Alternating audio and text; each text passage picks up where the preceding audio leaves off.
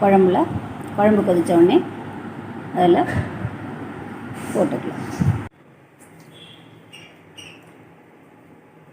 கடலைப்பருப்பு மிக்சியில் அரைச்சி அதில் வெங்காயம் கொஞ்சம் உப்பு போட்டு உருண்டைகளாக உருட்டி வச்சுருக்கோம். அதை இப்போது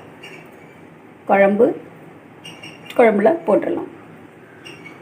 குழம்பு நல்லா தெளிஞ்சு எண்ணெய் பிரிஞ்சு வந்திருக்கு. இந்த நேரம் உருண்டைகளை போட்டுடலாம்.